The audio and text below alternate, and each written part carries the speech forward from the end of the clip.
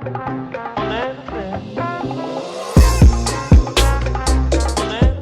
and welcome back to the One Take Show podcast. My name is Kaustubh. In this episode, we are in conversation with Mr. Vijay Tyagi.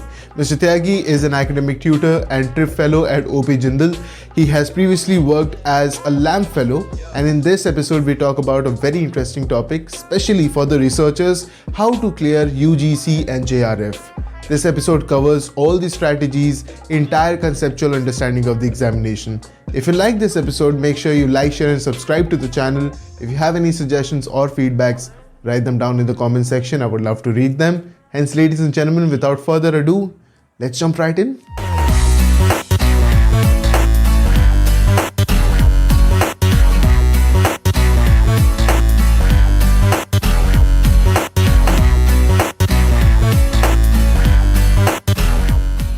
Hello, so welcome to the One Take Show podcast. I am so excited to have this conversation.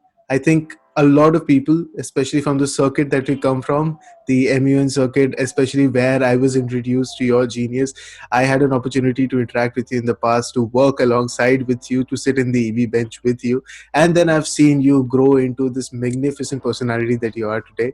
Thank you so much for taking time off your busy schedule and sitting down with me for this conversation.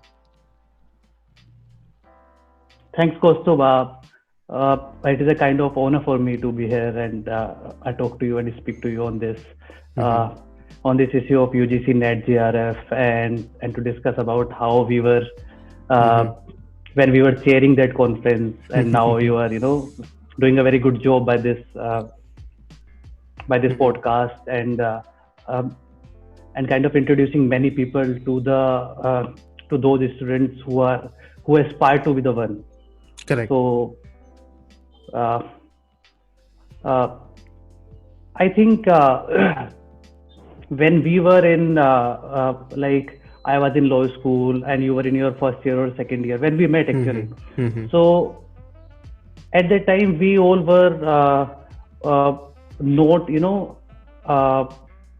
we can say we were not those kind of people who can give ideas to law students, but now we are in a situation to speak to people and to guide them, like what can be the way forward.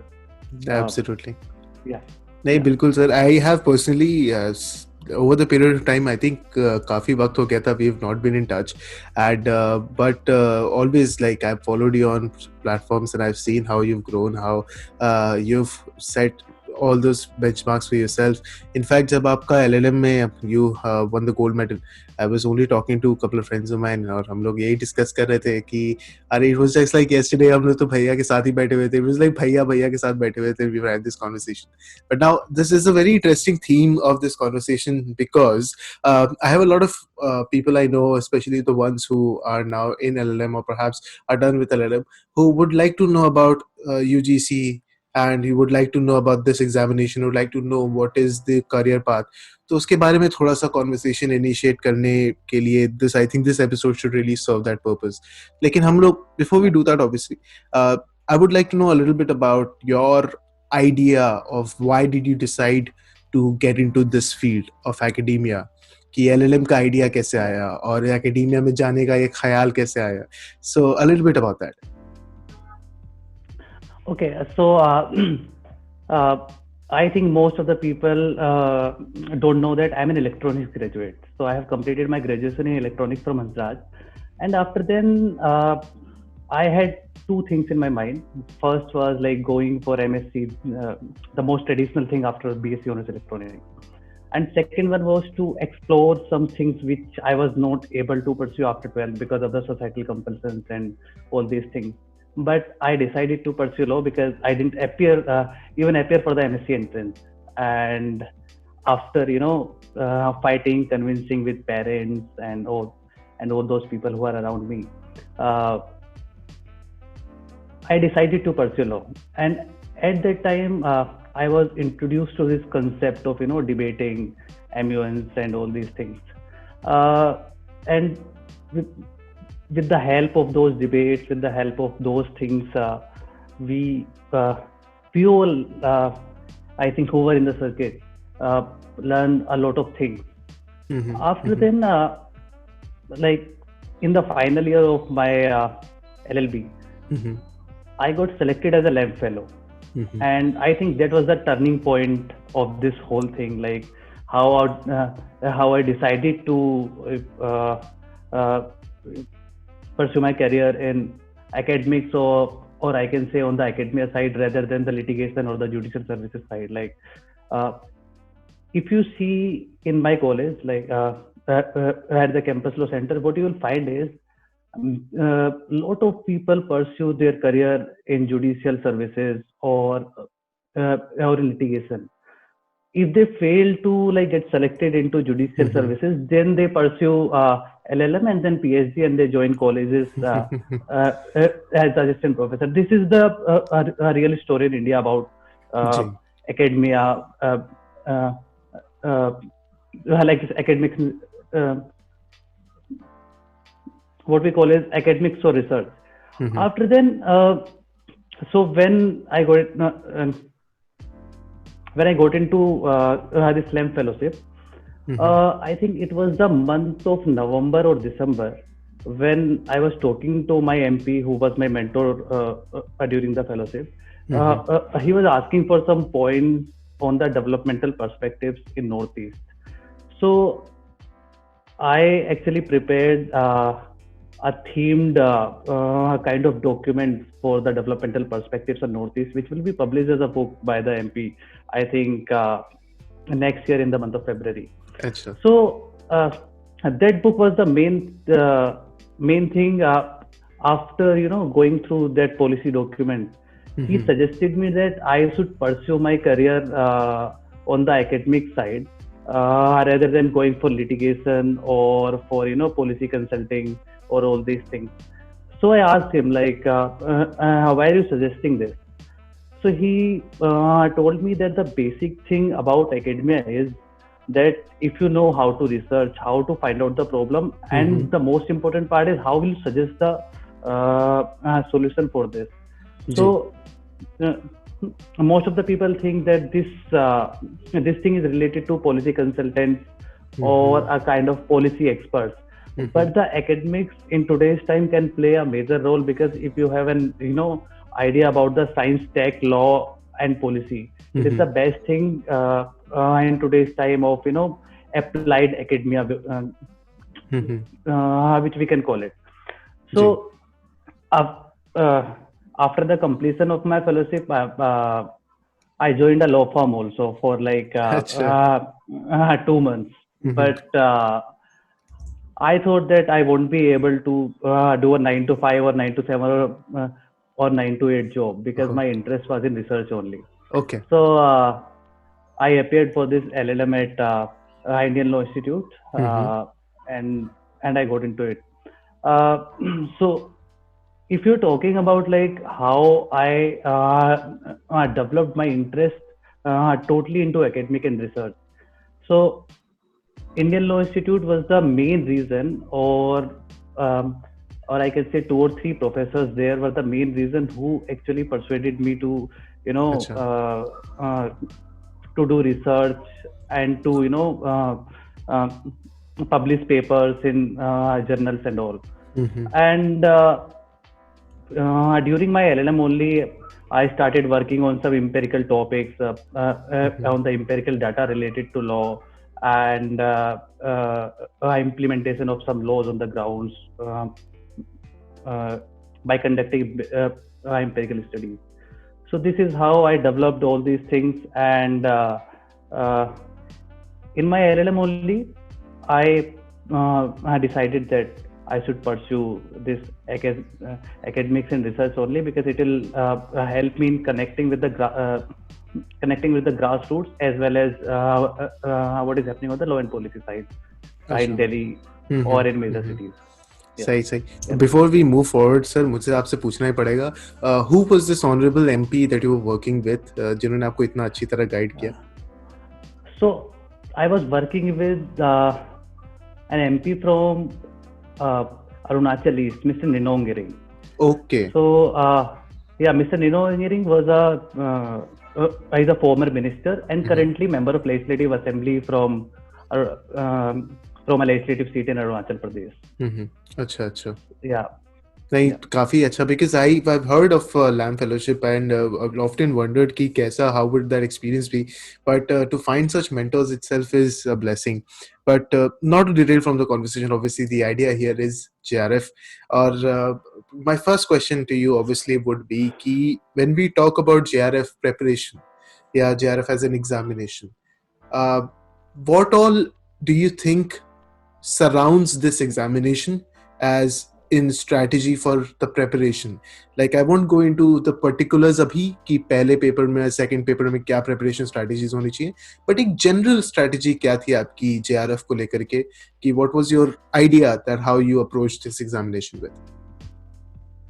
Okay, so actually, before starting this preparation, or the so-called preparation, I talked to a senior of mine who is currently an assistant professor in NLU Patiala. He has completed his PhD from Delhi University, and was a senior research fellow there. So I asked him, sir, like how to prepare for this exam. So he told me that very clearly. I remember this. This is like 2 years ago. Uh, it- uh, he told me this NET exam is not about how do you know. This exam is all about whether those things the examiner wants you to know, whether you know that or not. Because अच्छा. this exam is not about like मैंने guide prepare कर लिया and then I'm fine with it. This is not about this. It simply is like you have to understand the pattern of this paper. Like if you read the 3-4 previous year questions papers, then I think that you will be able to get an idea about this paper. Second thing is, this is not about studying each and everything or joining coachings at the for the classroom coachings and all these things. Okay. No, this paper is all about aptitude. This paper is all about like if you can remember a lot of things. If you can remember a lot of things about law, then you'll be able to crack this paper. It's very simple, and this is not about very deep concepts. Just the basic things about law, about aptitude, about the research methods, about the teaching methods, nothing else. अच्छा. So, so it's not a very big thing, but uh, it's a thing in which you have to prepare in a very planned manner, and and before starting your preparation, what you have to do is you have to understand the pattern of the paper. Okay. अच्छा, आपने जैसा आप ही ने कहा कि we should prepare in a plan manner, तो इससे पहले वी मूव फॉरवर्ड, इसी पे थोड़ा सा एक क्लैरिफिकेशन कि जो प्लानिंग है इस पेपर की, जो प्लान मैनर में मूव करना है, वो कैसे की जाए, how to plan this strategy? Okay, so there are two parts. First is the paper one, and second is the paper two, which is your specialization. So paper one is like same for each and every candidate, right? Okay. I think there are 8 to 10 subjects in paper one, including teaching aptitude, research aptitude, and arts, culture, and all those things. Like they ask questions from information and information technology, ICT, and about the role of technology in teaching and all these things. So in this paper, I think 15 questions you can attempt very easily if you know the basics of mathematics and reasoning. Like there are 5 to 10 questions from this part, and other 5 questions are related to the basic terms of technology. Like they asked what is the what is the unit of measurement of internet speed. Everyone knows that Mbps, Gbps, Kbps are the units for this. So there are these kinds of questions. So out of these 50 questions in paper one, you can attempt 15 very easily. After then, For other 35 questions, you can refer to a single book. You don't need to, read a load of things about it. You just can refer to, like I referred to a book by Oxford Publications. I think the author is Harpreet Kaur. I referred Okay. to that book, and the best part about that book is there are least number of mistakes in that book. Otherwise, uh, in all other books, you will find a number of mistakes in the answer keys, Mm-hmm. and that will affect your marks finally, because you will mark those answers Mm-hmm. only Mm-hmm. uh, in the final exams. So this is about the paper one. Paper two, especially in terms of law, is all about remembering things. We Okay. have studied the family law, we have studied the Mm-hmm. constitutional law, uh, we have studied the all these things like the comparative constitutional law, the administrative law, and all these things in our LLB LLM only, right? So they'll ask very basic things about federalism, about the sections of family law. They'll ask two to three questions on very basic things of family law. Like if you'll remember even the index of family law, you'll be able to attempt that question. Okay. Okay. So this is not about having deep knowledge. This is not about having the and having the having understanding of the concept very deeply. But Mm-hmm. if you remember like what happened in that case, you'll be able to attempt the questions. So the planning is about reading more and more things from the basics of law, rather than reading each and everything very deeply, or like we are studying Article 14 Mm-hmm. to the extent that we can write a research paper. So this is Okay. not required. You just have to read the basics, Mm-hmm. and you can move ahead. Perfect. And and the best and the most important thing is about remembering them. If you can remember Mm-hmm. them, then you can attempt the questions. So Perfect. this is the planning you need, Mm-hmm. nothing else. Most important point is you don't need to refer to a number of sources. You can Mm-hmm. select 4 to 5 sources for the whole examination. Uh, Most important being the previous year question papers, Mm-hmm. and you can plan your study. And second thing can be your notes from LLB and LLM. Acha. Nothing more is required. Yeah. Perfect. Perfect. Or when you prepare for आपका paper one and then you prepare for Yeah. paper two, so क्या Yeah. the preparation between the two, obviously you say कि it's a general reading, memorization is very Hmm. important, but is there a Yeah. difference in preparation for paper one then to paper two, not just with the content but how much time do you spend और कितना time allocate करते हैं या कितना ज़्यादा revision important है, इस तरीके की कोई strategies आपने use की थी? See, I started for the paper one like nearly 4 days before the exam, because I was of the view Hmm. that 15 to 20 questions I'll be able to attempt without reading anything, because I Hmm. had 10th in my 11th 12th. Hmm. Sorry, mathematics in my 11th 12th. Hmm. And after then I had to started reading this part related to teaching aptitude, related to research methods, ICT, and all these things, because there are terms, or there are concepts which you need to read and then memorize, because they'll ask specific questions from those concepts. Even the words will be same. So if you don't remember the meaning of those words, you won't be able to answer. So what you can do is, if you have a basic idea of law uh, of your LLB and LLM, you can complete the syllabus for your paper two in, I think, 15 to 20 days, if you are like just preparing for this exam. But now, if we want to just prepare for the net exam, I think this will be enough. But if you're preparing for JRF also, then what you have to do is you have to give some more time to the paper two and paper one also.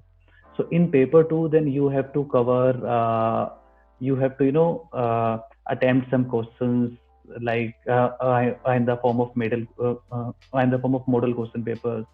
you have to see whether you are able to complete your paper 2 in 2 hours or not, because the time is like this: you have 150 questions, 50 from the paper 1 and 100 from the paper 2. So if you have to attempt 100 questions in paper 2, then you need at least 1 hour 50 minutes, like in my opinion, because I had this uh, idea of attempting model question papers. Okay.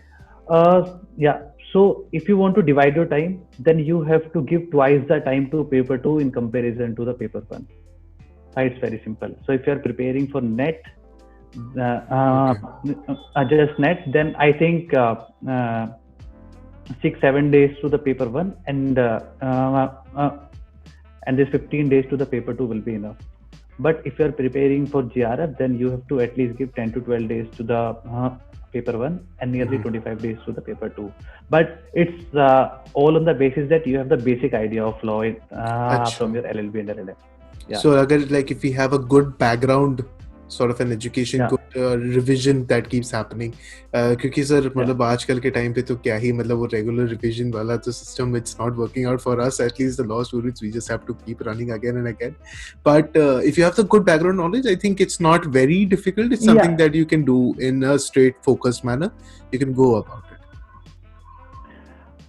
I think each and every student of law, like who has a good background, and this good background means if you have the basic knowledge of each and every subject which you have studied in this in the LLB and LLM, then you'll be able to score at least 120 out of 200 marks in the paper 2. And if you are scoring 120 in the paper 2, then I think you'll be able to clear the net. Okay. Yeah. Like they asked a question, what was the act number of the amendment which was introduced in the year 2008 in the IT Act? Act number. काफी ज़्यादा specific है.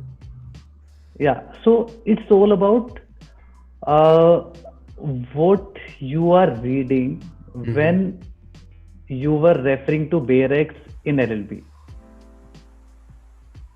Okay, so it's not about what is there in the IT Act or what was the basis of bringing the IT Act. No, it's not about that. It's simply about what is like I told you. No, if you are reading the index of these Bayrex properly and I can say thoroughly, then you will be able to, I think, score 60 questions in the paper 2. Okay. And finally, आपके जब experience when you were working for this examination, obviously, were there any books, any resources? जैसे कि आपने बोला, there are certain very specific topics like teaching methodology, research methodology, and all these things that come in the paper. There are very specific questions that sometimes you face. Obviously, background knowledge helps a lot. But is there any books that the viewers who are watching this podcast or listening to this podcast can refer to or take guidance from? कोई ऐसी किताब, कोई resources that you might have come across? See, for the paper 1, as I have already referred, this book by Oxford, I think it is authored by Harpreet Kaur. It is for the paper 1 only.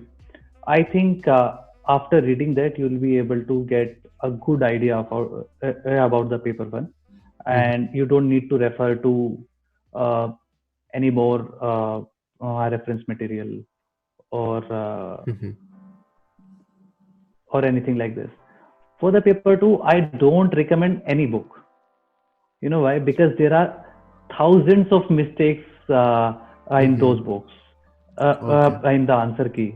And those mistakes in the answer key are responsible for your, I can say, deduction of marks in the final paper. Because when you mark answers in the final paper, you are sure that you have read this question during your preparation and it was the answer. But later you realize that this answer in the answer key of that book was wrong. right? And you will repeat the same thing in your final paper.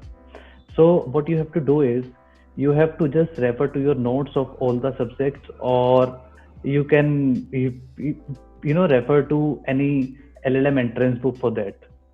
And after then you have to first deal with the previous year question papers, and there are books, I think, which in which you can find some these model question papers. Okay, I think this is sufficient uh, uh, for the law as a subject. So if you if we say that we have to refer to this book, that book, and later we realize that the answers were wrong, there are two consequences of this thing. First, it actually jeopardizes your preparation.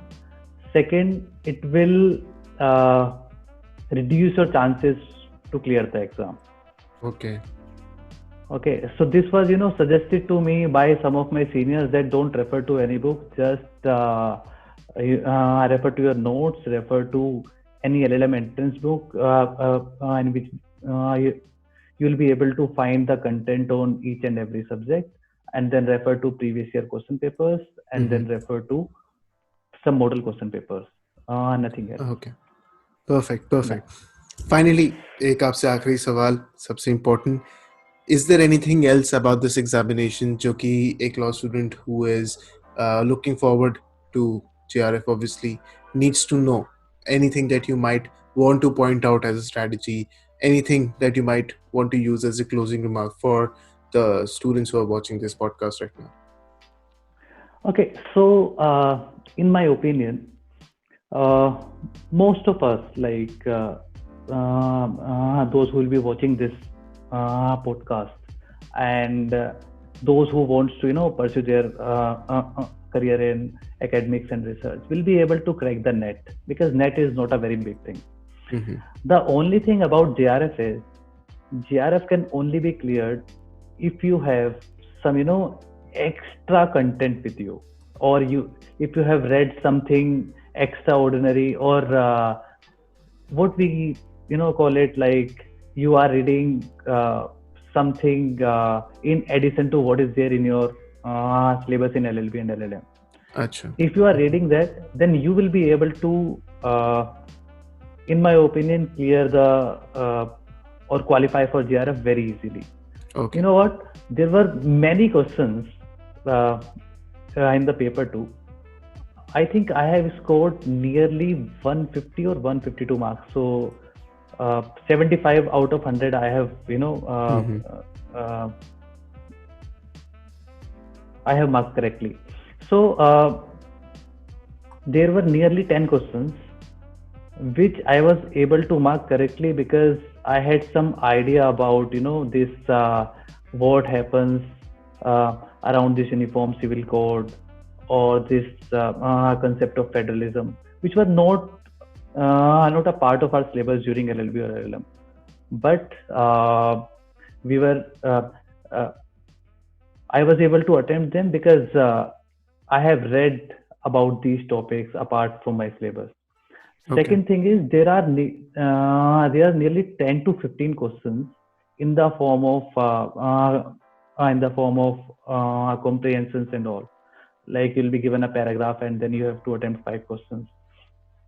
These questions can only be attempted either you have a very I can say, like, you can't expect what will they ask in those paragraphs. Like they asked, they gave a paragraph on the Uttarakhand High Court judgment on the Ganga River as a juristic person. And then they asked what in which case the concept of DT was recognized as a juristic person, and this case is from 1950s. So I was able to mark that correctly because I was reading something about Sabrimala judgment, and I read that case, and that case is related to taxation. It is not Right. related to specifically to any Mm-hmm. religious Mm-hmm. institution or all. It is all about HUF and taxation and all Mm-hmm. these things. So uh, uh, uh, clearing JRF will be very easy if you will read something other than your syllabus, and you will follow what is happening in the Supreme Court and around us uh, uh, on the legal side. Mm-hmm. Things will be much easier. Perfect. Perfect. I think this is the conversation which will really help anyone who will perhaps even think about clearing JRF or NET or will like to move in this direction. I personally have not come across any such conversation on internet yet, and I genuinely hope, because I know a lot of people who would want to use this advice to perhaps use this advice as one of their inkeeps for their arsenal when they go out for this examination and try to get it all done in just one go. And I'm 100% sure this conversation is going to indispensably help a lot of law students. So thank you so much for this opportunity. I had a wonderful time, or maybe you made it that you had a good time too, Bhaiya. Yeah, same here, same here. It was wonderful talking to you because uh, firstly we were talking after a lot of time, and uh, अगर ये conversation नहीं होता, so I was sitting in the library and the temperature Okay. here is 4 degree, and now Wow. I'm in my room. So अगर ये नहीं होता तो मैं अभी तक भी उधर ही होता और मेरे लिए वही problems जो है create क्योंकि Okay. it is very difficult to uh, Mhm. bear this temperature. So, uh, all thanks to you. I hope जिन भी लोगों को help इसके बारे में चाहिए होगा, they'll be able to find this Mhm. informative and interesting. And I hope that you'll continue this good work of yours Mhm. to spread information or to spread, kind of inspire people about the things which we were not able to know at the time when we were in first year or second year of law. Perfect. Thank you so much. That is a huge compliment. I think that is somewhat summarizes the principle of this podcast. And I'm so happy that it gets conveyed so easily to everyone that it reaches. Finally, thank you so much for this opportunity. It was lovely talking to you. Thank you. Thank you, Kosto. Thank you.